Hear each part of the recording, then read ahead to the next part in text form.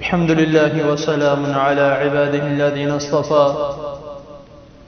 اللهم صل وسلم على نبينا محمد صلی اللہ علیہ وسلم اما بعد حضرات محترم، اللہ تعالیٰ کی توفیق سے تفصیل کے ساتھ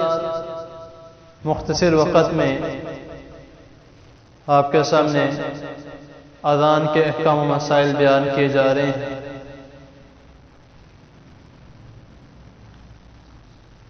آج کا مسئلہ کیا ہے وہ بیان کرنے سے پہلے تھوڑی سی اس کی مثال بیان کر دوں کہ ہم میں سے اکثر جب ہم لوگ آپس میں ملتے ہیں، کہیں پر بھی ہو، مسجد میں ہو، دکان میں ہو یا باہر روڈ پر ہو،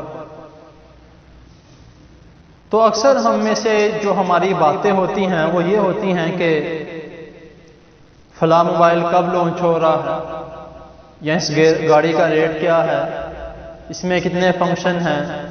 اس طرح کی باتیں، یعنی کہ صرف اور صرف دنیاوی باتیں ہمارے درمیان ہوتی ہیں۔ کوئی اللہ ماشاءاللہ جو ہر بار ملتے ساتھ ہی یہ کہتا ہو کہ تم سلام لیا کرو یا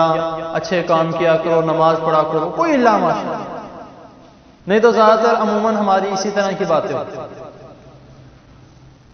اور اتنے چھوٹے چھوٹے اعمال نبی کریم صلی اللہ علیہ وسلم نے ایسے بتائے ہیں کہ عمل بہت چھوٹا ہے لیکن اس کا اجر اتنا بڑا ہے کہ ہم سوچ نہیں سکتے۔ اب یہ آپ صلی اللہ علیہ وسلم نے کیوں بتائے ہیں، یہ ہمیں سوچنا چاہیے کہ آپ نے ہمیں کیوں بتایا۔ آپ صلی اللہ علیہ وسلم نے ہمیں اس لیے سب کچھ بتایا ہے کہ ہم جہنم سے بچ جائیں اور جنت میں داخل ہو جائیں۔ اس کے علاوہ تو نعوذ باللہ نبی کریم صلی اللہ علیہ وسلم کی اور کوئی لالچ نہیں ہو سکتی۔ آپ بس یہی چاہتے ہیں کہ جو میری امت ہے، میرے لوگ ہیں، میرے آل اولاد ہیں، صرف اور صرف جہنم سے بچ کے جنت میں داخل ہو اور میرے ساتھ جائیں۔ میں ان کو اپنے ہاتھوں سے حوض کوثر کا اللہ تعالی ہم سب کو نصیب کرے، حوض کوثر کا پانی پلاؤں۔ اللہ تعالیٰ نبی کریم صلی اللہ علیہ وسلم تو یہ چاہتے ہیں، لیکن ہم چاہتے ہیں دنیا کا مال، ہم چاہتے ہیں دنیاوی زندگی، بس ہم یہ چاہتے ہیں ہمیں سب کچھ یہاں پہ مل جائے، وہاں پہ جو ہوگا دیکھی جائے۔ لیکن نبی کریم صلی اللہ علیہ وسلم نے ایسے ایسے اعمال اور چھوٹے سے چھوٹے اعمال کا آپ صلی اللہ علیہ وسلم نے ایسا بدلہ بتا دیا ہے کہ ہم سن کے حیران پریشان رہ جاتے ہیں کہ واقعی اتنے چھوٹے اعمال میں اتنا بڑا اجر۔ تو یہ تمہید میں نے اس لیے باندھی ہے کہ جیسا کہ میں نے شروع میں کہا کہ ہمارا اذان کا جو سبق چل رہا ہے، ایک صحابی نبی کریم صلی اللہ علیہ وسلم کے پاس آیا، مسند احمد کی حدیث ہے، ابو داؤد میں بھی ہے، حدیث نمبر 1290 میں ایک صحابی نبی کریم صلی اللہ علیہ وسلم کے پاس آتا ہے اور کہتا ہے کہ یا رسول اللہ صلی اللہ علیہ وسلم کہ جب مؤذن اذان دیتا ہے تو اذان دینے کی فضیلت تو اس کو مل گئی، ہمارے لیے کیا ہے؟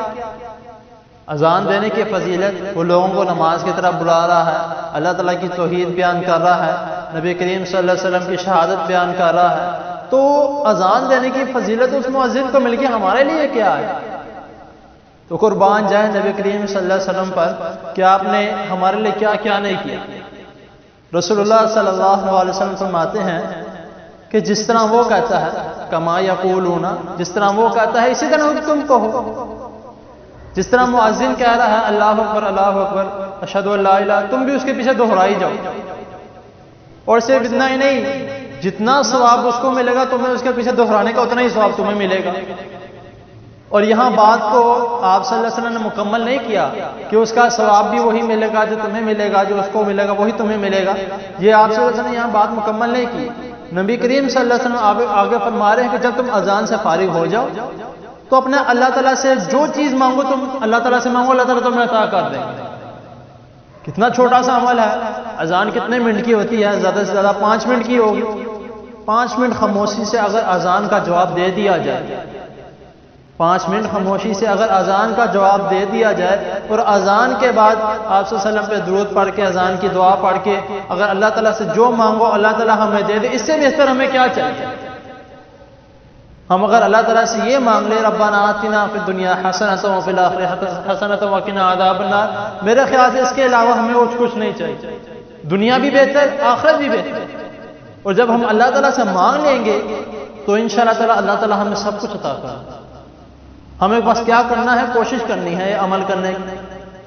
اور جیسے ہم یہ عمل کریں گے تو انشاءاللہ تعالیٰ ہر چیز ہمارے ہاتھ میں آٹومیٹکلی آ جائے گی۔ کسی کو کسی رزق کے پیچھے بھاگنا نہیں پڑے گا، وہ اللہ تعالیٰ سے دعا کرے، رزق مانگے، اللہ تعالیٰ رزق عطا فرمائیں گے، جو چیز مانگے اللہ تعالیٰ عطا فرمائیں گے۔ بس ہمیں اس عمل کو اپنے لیے اپنے اوپر لاگو کرنا اگر ہم اللہ تعالیٰ سے کچھ چاہتے ہیں۔ تو یہ چھوٹی سی بات ہے، تو کوشش کریں کہ اس پر عمل بھی کریں اور دوسروں کو بھی اس کے بارے میں بتائیں، کیونکہ ہم جو بات سنتے ہیں نبی کریم صلی اللہ علیہ وسلم کی جو اچھی بات، آپ صلی اللہ علیہ وسلم نے ہر بات اچھی فرمائی ہے، لیکن کچھ لوگ ایسے ہوتے ہیں جو آپ صلی اللہ علیہ وسلم کے اوپر باتیں گڑھ کے بتا دیتے ہیں جو آپ صلی اللہ علیہ وسلم سے ثابت نہیں ہوتی۔ اسی لیے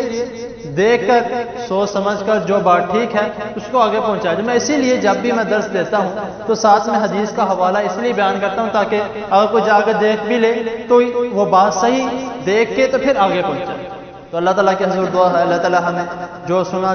ہے اس پر عمل کرنے کی توفیق عطا فرمائے۔ جزاک اللہ۔